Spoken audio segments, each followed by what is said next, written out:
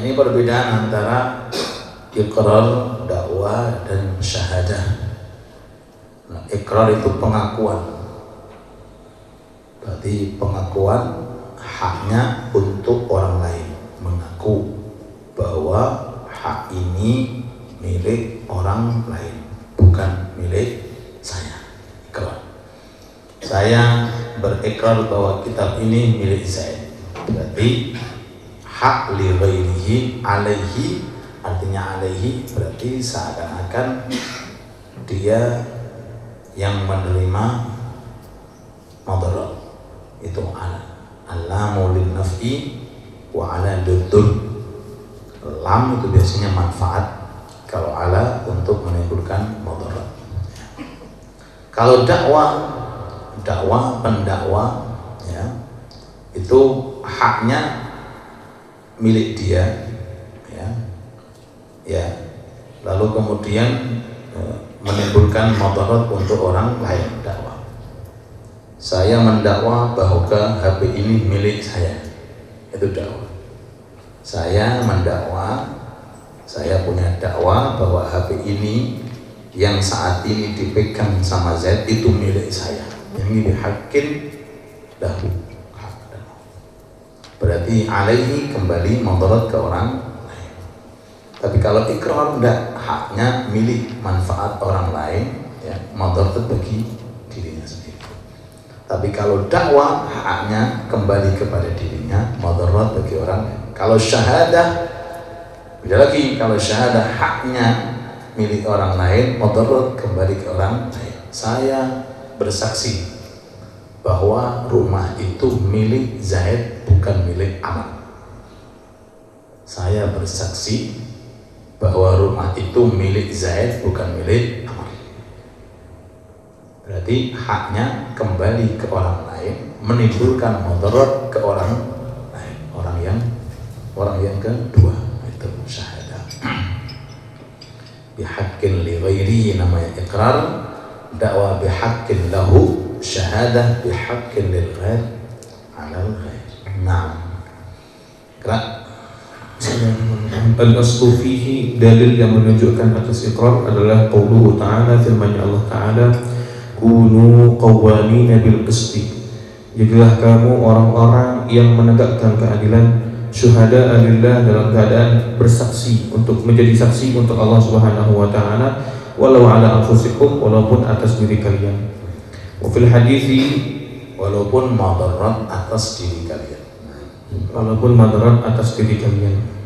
Wa fil hadithi, dan di dalam hadis, ughdu ya Unaisu, pergilah wahai Unais, ila mra'atin, kepada seorang perempuan, hada, ila mra'ati hada, kepada perempuan ini, fasalha, dan tanyakanlah padanya, ini i'tarafat, kalau dia ngaku, farjumha, maka rajamlah ia. Fadhahaba ilaiha, maka Unais pergi kepada perempuan tersebut, fa'tarafat, maka perempuan tersebut mengaku, farajamaha, maka Unais merajamnya. Nah, jadi Kanjeng Nabi perintah kepada sahabat Anas, masih kecil, panggilannya Unais. Jadi beliau diserahkan oleh ayah dan ibunya ke Rasulullah, umurnya 10 tahun. Panggilannya Unais, itu panggilan anak. Kayak kalau orang-orang Arab itu, kalau ada orang namanya Abdullah, panggilannya Abudi. Kalau Ahmad, Hamudi. Ya. Kalau Fatimah, Fatum. Ya. Kalau Anas, Unais. Ya. Jadi kayak Muhammad juga Hamudi, Ahmad juga Hamudi. Ya, karena itu panggilan untuk anak-anak yang masih kecil. Kalau sudah dewasa, masa Al-Mukarram, Bapak Hamudi itu, Hamudi masih panggilan kecil, Ahmad atau Muhammad. Al-Mukarram, Bapak Abudi, lupa Abudi lah, Abdullah. Hei Anas, ya, kamu berangkat, datangi perempuan ini, imra'ati hada, perempuan orang ini. Katakan, apakah dia mengakui bahwa dia berzina? Kalau iya, rajam. Berangkat Sayyidina Anas lalu mengakui, pengakuan tadi ya, bihaqqin apa? Li ghairihi alaih. Iya. Dia mengakui pernah berbuat zina. Nauzubillah. Rajam. Kalau sudah sampai kepada hakim, hukum Islam harus ditegakkan. Makanya kalau orang mengalami hal semacam ini lebih baik ditutupi. Bainahu wa bain Allah. Taubat ila Allah, jangan diulang sudah. Kalau sudah dilaporkan ke hakim, syariat harus dirajam. Ya kan? Bahkan dalam riwayat itu Kanjeng Nabi itu berupaya untuk memalingkan. Oh, paling kamu cuma mencium. Gitu. Paling kamu. Enggak ya Rasulullah, saya betul-betul. Udah, paling kamu cuma mencium. Udah ya sudah, kamu ikrar. Iya, udah rajam. Dirajam, dilempari batu. Pernah Sayyidina Khalid bin Walid ikut melempar dalam suatu hukum rajam itu sampai darahnya itu muncrat ke tubuhnya. Nangis itu Khalid. Kata Rasul, kenapa nangis? Kasihan ya Rasulullah. Hei Khalid, dengan ini tobatnya diterima. Dan tobatnya dia kalau digunakan untuk menutupi kesalahan sama Madinah cukup. Tobatnya dia ini dengan dirajam, kalau digunakan untuk menebus dosanya orang semedina seandainya cukup. Sampai ada riwayat perempuan ikrar bahwa dia zina dalam kondisi sudah hamil. Kata Rasul, mana tandanya kalau kamu zina? Nih, walaupun besar, nih anak zina ini. Allah, lihat ya orang-orang yang sodik, yang jujur, lihat. Tidak malu, karena memang dosa. Kata Rasul, pulanglah, lahirkan dulu. Setelah melahirkan di bawah, ya Rasulullah, saya sudah siap dirajam. Lihat orang-orang shadiq, orang yang jujur di hadapan Allah, mengakui kesalahan. Paham ya? Kata Rasul, susui dulu sampai dia lepas dari air susu. Pulang lagi, disusui sampai 2 tahun.